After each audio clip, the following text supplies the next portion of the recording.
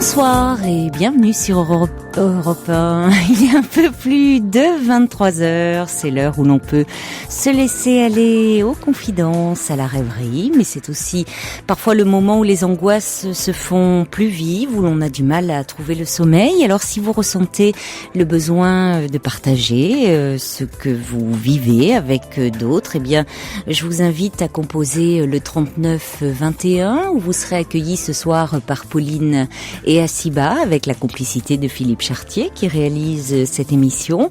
Et pour nous faire part de tous vos commentaires, de toutes vos réflexions, vous pouvez nous écrire sur le site europe1.fr ou par SMS au 7 21 21 code nuit.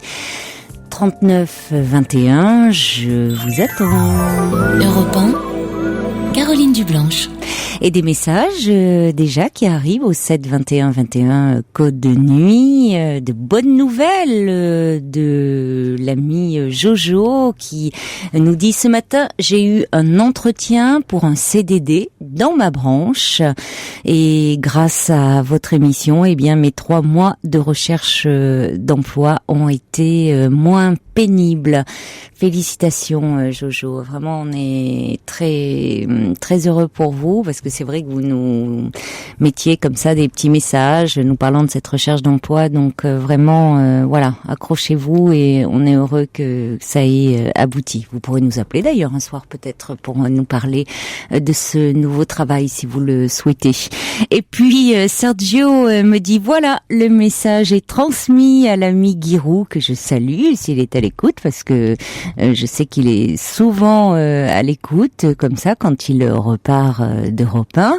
Et Guy qui a déclaré sur l'antenne, paraît-il, me dit Sergio, que le flacon de Chablis, il le boirait en votre compagnie. Ah bah c'est encore meilleur comme ça. Donc j'attends ça. Merci Sergio en tout cas d'avoir joué les émissaires. Et puis c'est le même Sergio qui me taquine en disant oui, nouvelle radio, Europe 1. Mais c'est pas très facile de dire bienvenue sur Europe 1. Oui, ça s'enchaîne. C'est vrai que je bute souvent. Il va falloir que je m'entraîne. Pourtant j'ai l'habitude de le dire. Hein. Bon, allez, on accueille tout de suite Myriam. Bonsoir Myriam. Oui, bonsoir. Bonsoir. Voilà, je vous appelle parce que j'ai un petit souci. Oui. Et puis plusieurs fois je vous entends sur votre antenne. Et je vois qu'à chaque fois vous écoutez des gens et donc ça fait du bien. Et des solutions ou pas des solutions, qu'importe. Donc voilà, j'ai 36 ans. Oui. Je suis sur Bordeaux. Et j'ai un papa qui a un cancer depuis 2 ans, pour qui je m'occupe énormément. Donc j'ai mis aussi ma vie professionnelle à part. Étant donné que j'ai travaillé dans une maternelle, mais comme il avait besoin de soins, j'ai mis ma vie professionnelle un peu à part. Je vis chez lui. C'est-à-dire vous vous êtes mise en disponibilité ? En disponibilité par la part des choses, parce que de part avec ma mère qui était un peu dans un côté en disant qu'elle nous a fait des crédits de la maison et on a failli vendre la maison. Donc j'avais un frère à charge. Je travaille depuis, on va dire, depuis l'âge de 18 ans. Et puis à partir de 20 ans, j'ai financé les études de mon frère. Vos parents sont séparés donc. Voilà. Mm-hmm. Donc j'ai financé. Et pourquoi c'est vous qui financez, pas vos parents, enfin donc votre mère a fait des crédits, voilà. Mais votre père ne pouvait pas financer ? C'est-à-dire qu'ils étaient mariés, mais bon, comme c'était assez difficile, lui travaillait à l'hôtel de Monet à Pessac. Et ne donnez peut-être pas trop de détails permettant de vous localiser. C'est pour vous, hein. Ah oui, d'accord. Et donc, on a eu des grosses difficultés parce que ma mère est tombée en déprime et a été dans une année, plutôt bipolaire. Elle est tombée en déprime et c'est-à-dire que une fois elle est tombée en déprime pendant des années, puis après elle était euphorique, etc. Bon, pour la suite, donc ils se sont séparés. Et mon père était en pré-retraite et sur sa pré-retraite est tombé et a eu la maladie du cancer. Et de suite, je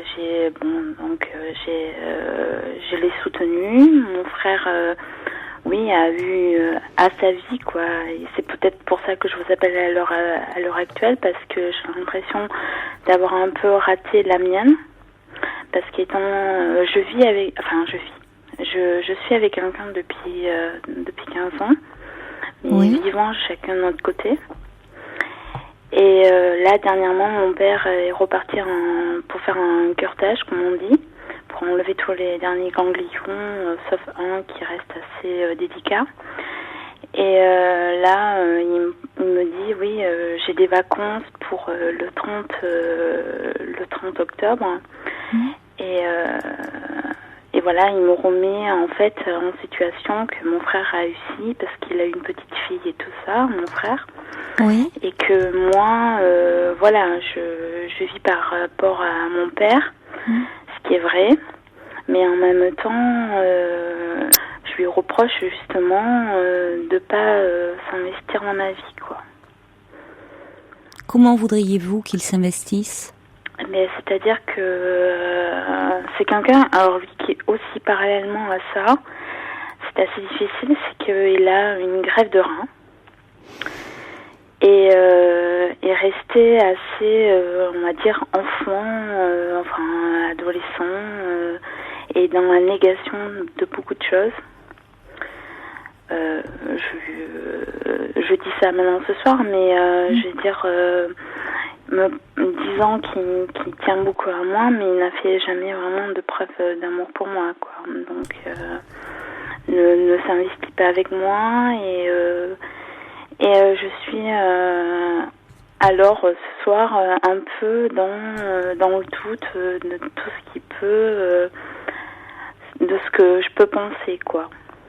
Parce que ce soir il me dit oui, mais moi je travaille, il travaille dans un cabinet comptable et il me dit j'ai que ces vacances là et donc il faut que le 30 tu sois disponible pour partir ensemble pour des vacances et sauf que mon père revient la semaine prochaine à la maison.